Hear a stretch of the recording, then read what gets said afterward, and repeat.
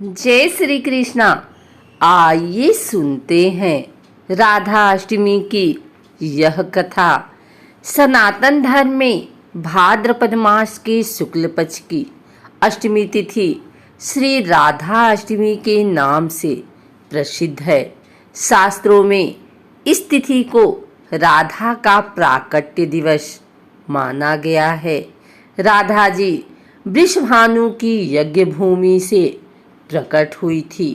वेद तथा पुराण में जिनका कृष्ण वल्लभा कहकर गुणगान किया गया है, वे श्री वृंदावनेश्वरी राधा सदा श्री कृष्ण को आनंद प्रदान करने वाली साध्वी कृष्ण प्रिया थी। कुछ महानुभाव श्री राधा जी का प्राकट्य श्री वृषभानुपुरी बरसाना या उनके ननिहाल रावल ग्राम में प्रातः काल का मानते हैं। कल्प भेद से यह मान्य है, पर पुराणों में मध्याह्न का वर्णन ही प्राप्त होता है। इसलिए शुक्ल पक्ष की अष्टमी तिथि को राधा अष्टमी मनाई जाती है। हिंदू पंचांग के अनुसार कृष्ण जन्माष्टमी के 15 दिन बाद राधाअष्टमी का पर्व मनाया जाता है। राधा अष्टमी को राधा जयंती के नाम से भी जाना जाता है। इस दिन लोग व्रत रखते हैं और राधा जी की पूजा अर्चना करते हैं। आइए सुनते हैं राधा अष्टमी व्रत कथा। इस साल राधा अष्टमी 4 सितंबर 2022 रविवार को मनाई जाएगी। धार्मिक मान्यताओं के अनुसार राधा रानी की पूजा के बिना भगवान श्री कृष्ण की पूजा अधूरी मानी जाती है। कृष्ण जन्माष्टमी की तरह ही राधाअष्टमी का त्यौहार बड़ी धूमधाम के साथ मनाते हैं। धर्मशास्त्रों में कहा गया है कि राधाअष्टमी का व्रत किए बिना कृष्ण जन्माष्टमी का व्रत अधूरा माना गया है। राधाअष्टमी यानी देवी राधा का जन्मदिन इनके जन्मस्थल बरसाना सहित पूरे ब्रजभूमि में उत्साहपूर्वक मनाया जाता है। देश के दूसरे भागों में भी श्रद्धालु इस दिन व्रत रखते हैं।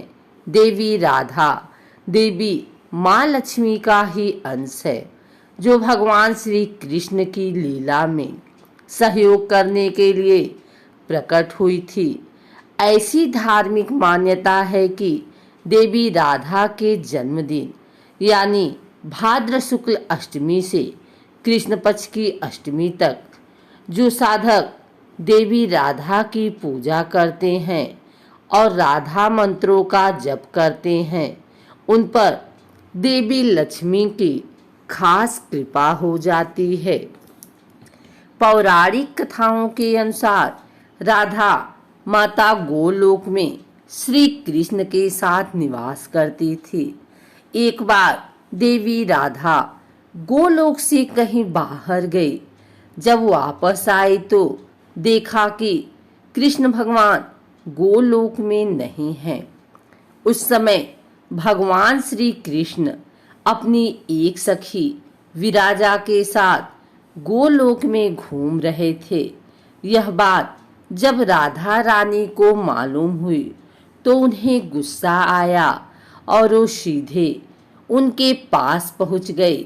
वहां पहुंचकर उन्होंने भगवान श्री कृष्ण को काफी भला बुरा कहा। राधा रानी का यह व्यवहार भगवान श्री कृष्ण के मित्र श्री दामा को बुरा लगा और उन्होंने राधा को पृथ्वी पर जन्म लेने का श्राप दे दिया। राधा रानी को इतने गुस्से में देखकर कृष्ण भगवान की सखी विराजा भी वहां से चली गई। इस श्राप के बाद राधा ने बदले में श्री दामा को श्राप देते हुए राक्षस कुल में जन्म लेने का श्राप दे दिया।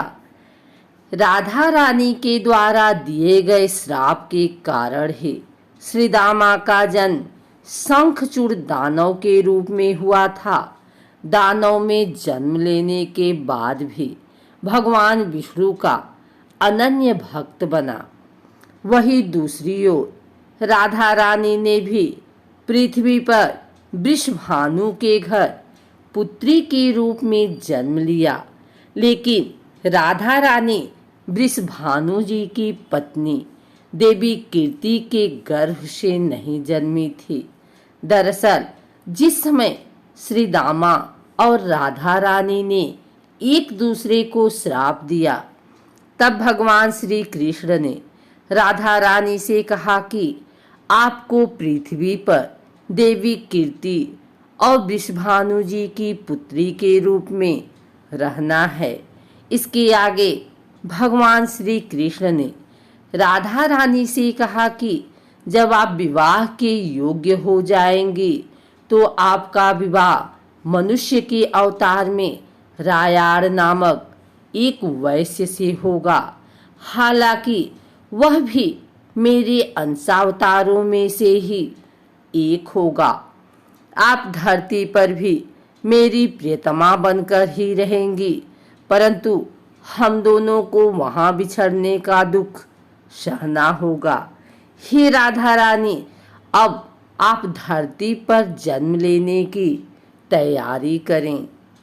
सांसारिक दृष्टि में देवी कीर्ति गर्भवती हुई और उन्हें प्रसव भी हुआ, लेकिन देवी कीर्ति के गर्भ में योग माया की प्रेरणा से वायु का प्रवेश हुआ और उन्होंने वायु को ही जन्म दिया।